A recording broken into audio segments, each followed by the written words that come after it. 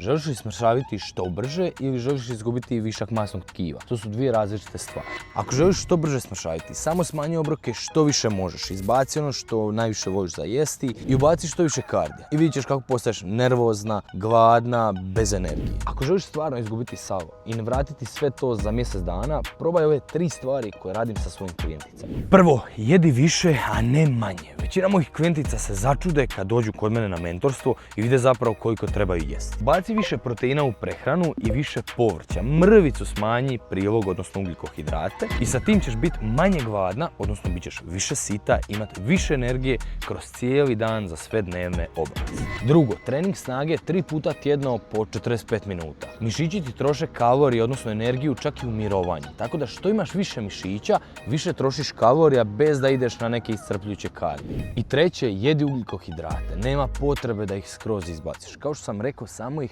malo smanji. Oni su razlog zašto ćeš imati energije kroz cijeli dan. Imaćeš više energije i za posao i kad se budeš igrala sa djecom i za sam trening. Čak ne moraš ni izbaciti sve slatkiše, kao i moja klijentica što je ostvarila odličan rezultat, iako se svaki dan znala malo počastiti. Znam da želiš biti top formi do ljeta, ali upravo ta žurba te košta rezultata jer je razlog zašto stalno gubiš par kila i konstantno ih opet vraćaš. Pomogao sam već preko 100 žena da transformiraju svoje tijelo, ali i ono najbitnije, navike koje su ostale dugoročno. Snimio sam video u kojem korak po korak objašnjavam kako izgubiti masno tkivo i zategnuti svoje tijelo usprkos svim obavezama, poslu i djeci. Komentiraj video i šaljem ti ga u DM.